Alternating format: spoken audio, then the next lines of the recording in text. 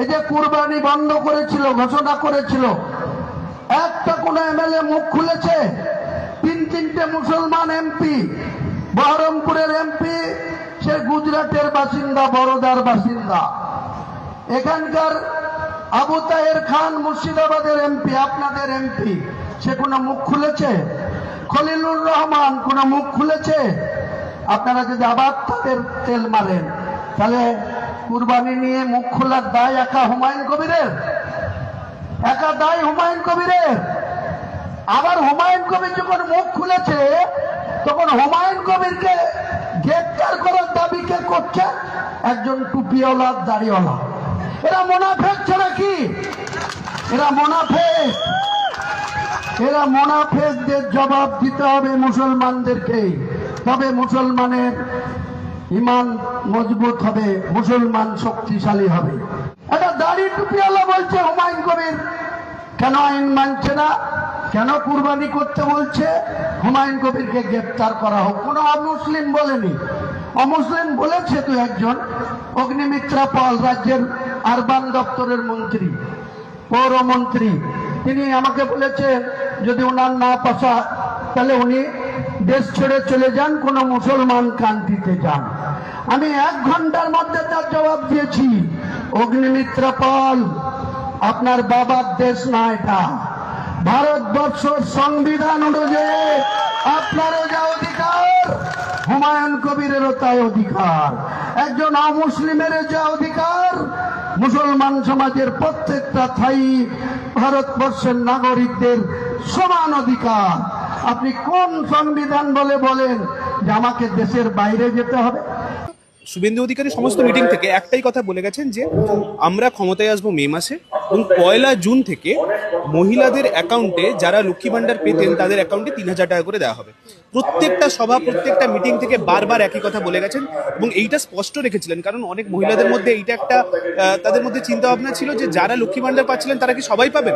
এই বিতর্কটাকেও একদম মাটিতে মিশিয়ে দিয়েছিলেন, বলেছিলেন যারা পেতেন, যেভাবে পেতেন সেরকম পাবেন, আরো ভালো করে পাবেন। এই বক্তব্যটা রেখেছিলেন শুভেন্দু অধিকারী। সাথে এটা বলেছিলেন আমরা 3,000 দেবো, কমসে কম 3,000 দেবো, তার থেকে 1 টাকা কম হবে না। হঠাৎ করে আমরা কি দেখলাম, ক্ষমতায় আসার পরে 19 তারিখ একটা নোটিফিকেশন বের করলো পশ্চিমবঙ্গ সরকার। সেখানে 3টে ক্রাইটেরিয়া বের করলো। কি না, যে মহিলারা 25 থেকে 60 বছর, খুব ভালো কথা, এটা মমতা বন্দ্যোপাধ্যায় লক্ষ্মী ভান্ডার দেওয়ার সময় কাজটা করেছিলেন। তারপরে একটা বের করলো যে মহিলারা সরকারি চাকরি করেন তারা পাবেন না। খুব ভালো পদক্ষেপ, কেনই বা পাবেন? একজন মহিলা যদি নিজে স্বাবলম্বী হয়ে যান, তার তো লক্ষ্মী ভান্ডার পাওয়ার বা অন্নপূর্ণা ভান্ডার পাওয়ার কোনো মানেই হয় না। তৃতীয়, যে মহিলারা তারা ট্যাক্স পে করে তারাও পাবেন না। খুব ভালো কথা।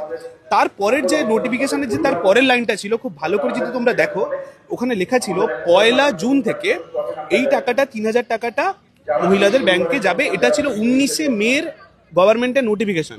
তারপরে তার 7 দিন পরে গভর্নমেন্ট বলছে একটা নতুন ফর্ম আমরা বের করছি। হঠাৎ করে মনে হলো যারা লক্ষ্মী ভান্ডার পাচ্ছিল তাদের মধ্যে নাকি অনেক দুর্নীতি হয়েছে, তাই আমরা নতুন করে একটা ফর্ম তৈরি করছি। খুব ভালো কথা, যদি আপনার মনে হয় স্বচ্ছভাবে করবেন, ফর্ম তৈরি করুন, করতেই পারেন।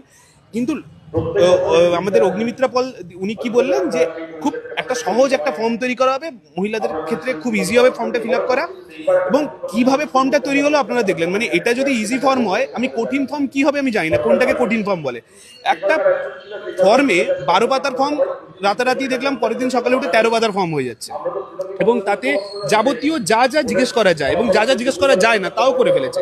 যে মহিলাটা টাকা নেবে সেই মহিলাবাদে দুনিয়ার সমস্ত বিষয় নিয়ে আলোচনা করা হচ্ছে। সেখানে ওনার ফ্যামিলির হেড কি করেন, পরিবারের বাচ্চারা তাদের ব্যাংকের অ্যাকাউন্ট দিতে হবে, তারা কোন স্কুলে পড়ে সেটা দেখাতে হবে, তোমার ঘরে 3টে পাকা রুম আছে কিনা দেখাতে হবে, তোমার কাছে গাড়ি আছে কিনা দেখাতে হবে, 4 চাকা বা 2 চাকা আছে কিনা দেখাতে হবে, যদি থাকে তার রেজিস্ট্রেশন ফর্ম, গাড়ির রেজিস্ট্রেশন ফর্মটা দিতে হবে, তোমার পরিবারের কতজনের সবার মিলিয়ে কতটা জমি আছে সেটা দেখাতে হবে, যদি জমি থেকে থাকে তার মিউটেশন কপি, তার দলিল দেখাতে হবে, তোমার সন্তান টিকা নিয়েছে কিনা তার প্রমাণ দিতে হবে, মানে টিকার সার্টিফিকেট দিতে হবে, ইত্যাদি ইত্যাদি ইত্যাদি। মানে এইটা যদি সহজ ফর্ম হয়ে থাকে, আমি জানি না কঠিন কোনটা হবে। আর তো মানে বাকি ছিল, আর যদি 2-3টা পাতা উনি অ্যাড করে দিতেন, তাহলে ওই মহিলার বিয়েতে কি রান্না হয়েছিল, তারপরে ইউএসজি রিপোর্ট চেয়ে ফেলতে পারতেন কোনো মহিলার।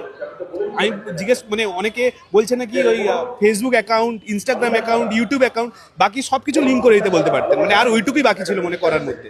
এবারে বলো, আমি একটা বিষয় যদি আমরা যাই, যে ধরো আমার বয়স আজকে প্রায় 30 ছুঁয়েছি হবে, আমার মা ধরো আজকে একজন 55 বছরের মহিলা, তিনি ধরো লক্ষ্মী ভান্ডার উনি অ্যাপ্লাই করতে যাচ্ছেন, তাহলে আমার মা, আমার টিকাকরণ হয়েছে, আমার মা জানে ওই জায়গাটা টিক মারলো, তাহলে আমার 30 বছর আগে টিকাকরণের সার্টিফিকেটটা কোত্থেকে পাবে? গভর্নমেন্ট কি আসার আগে বলে দিয়েছিল যে এরকম কিছু আমরা জায়গা বের করবো যে টিকাকরণ না হলে আমরা লক্ষ্মী ভান্ডার দিব না? এই কথাগুলো তো সরকার বলেনি।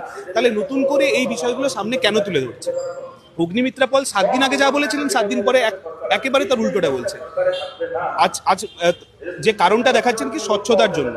আচ্ছা তুমি বিশ্বাস করো যে শুভেন্দু অধিকারী কিংবা অগ্নিমিত্রা পল তারা যখন বিরোধী দলে ছিলেন, বিরোধী দলনেতা ছিলেন, তারা কি এইটা বিশ্বাস করতেন যে খুব স্বচ্ছভাবে লক্ষ্মী ভান্ডার হচ্ছে, মানে লক্ষ্মী ভান্ডারে কোনো পুরুষরা তারা টাকা তুলছে না? এটা কি শুভেন্দু অধিকারী বিশ্বাস করতেন? নিশ্চয়ই না। তারা নিশ্চয়ই জানতেন কোনো 2 নম্বরই কাজ ভেতরে হচ্ছে।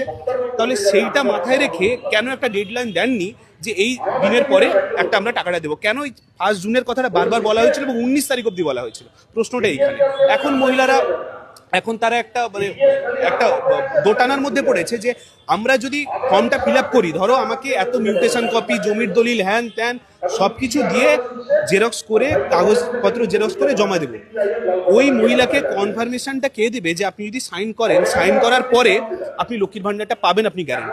কালকে তো অগ্নিমিত্রা পলকে আমি বলতে শুনলাম যে সরকার ভ্যাকসিনেশন দিয়েছে, সেটা যখন নিতে আসেননি তাহলে আপনি 3000 টাকাটাও কেন নিতে আসবেন? এই গল্পটা তো আমরা নতুন শুনছি, এই গল্পটা তো আমরা আগে শুনিনি। তাহলে যে আপনারা স্পষ্টভাবে বলে দিন যে যদি আপনার কাছে গাড়ি থাকে, আপনার কাছে 3টে রুম, পাকা বাড়ি থাকে, আপনারা ফর্ম ফিল আপটাই করা বন্ধ করে দিন, কারণ আপনারা টাকাটা পাবেন।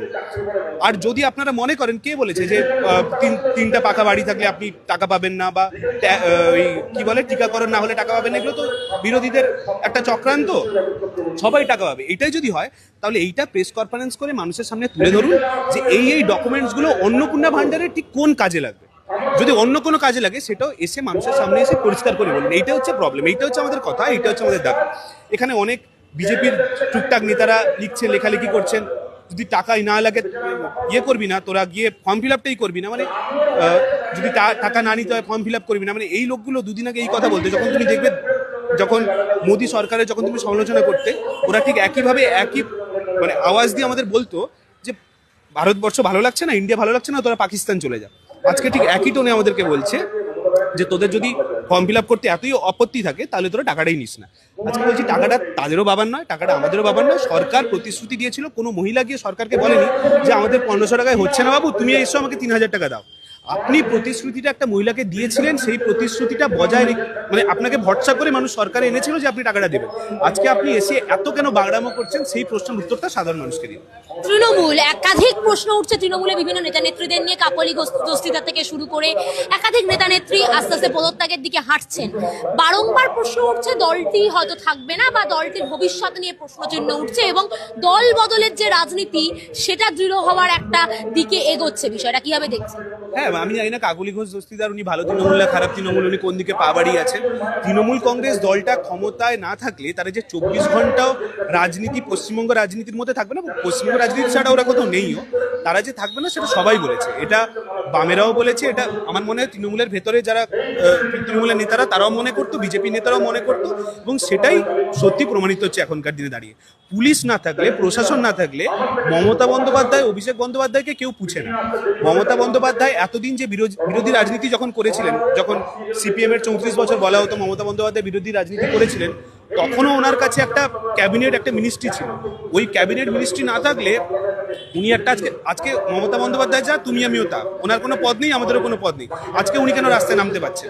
আজকে কেন অভিষেক বন্দ্যোপাধ্যায়কে তার দলের এত নেতারা তারা আজকে অভিষেক বন্দ্যোপাধ্যায় নিয়ে এত কটূক্তি করছে, এত খারাপ খারাপ শব্দ ব্যবহার করছে? তুমি কোনোদিন ভাবতে পেরেছো যে সিপিএম এর কোনো বড় নেতা বিমান বসুকে নিয়ে, মোহাম্মদ সেলিমকে নিয়ে কোনো নেতা তারা এরকম কোনো খারাপ মন্তব্য করবে? দলটা আজ, আমি তো বলছি 5 বছর ক্ষমতায় ছিল না, আজকে বিধানসভায় একটা সিট নিয়ে আছে, তারপরে ওনাদের সম্বন্ধে এমন কোনো খারাপ খারাপ মন্তব্য কেউ করতে পারে বলে কেউ স্বপ্ন ভাবতে পারবে না। এমনকি আমরা এটাও হয়তো অভিষেক বন্দ্যোপাধ্যায় সম্বন্ধে আমরা ভোটের রেজাল্টের আগে 4 তারিখের আগে ভাবতেও পারতাম না যে অভিষেক বন্দ্যোপাধ্যায়কে নিয়ে এই দলের নেতারা, যারা অভিষেক বন্দ্যোপাধ্যায়ের পেছন পেছন ঘুরতো দিনের পর দিন, তারা এরকম মন্তব্য করতে পারবে।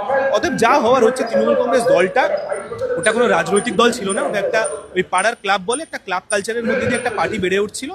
তার যা হওয়ার তাই হচ্ছে, মানুষের ম্যান্ডেট এসছে, মানুষ তৃণমূল কংগ্রেসকে মানে ছুঁড়ে ফেলে দিয়েছে গঙ্গার জলে, তাই যা হওয়ার তাই হচ্ছে। তাহলে নির্বাচনের আগে যারা তৃণমূলে যুক্ত হলেন তাদের ভবিষ্যৎ কি? তারা এখন ভালো তৃণমূল হওয়ার চেষ্টা করবেন, তারা এখন বিজেপির দরজায় হয়তো কড়া নাড়বেন।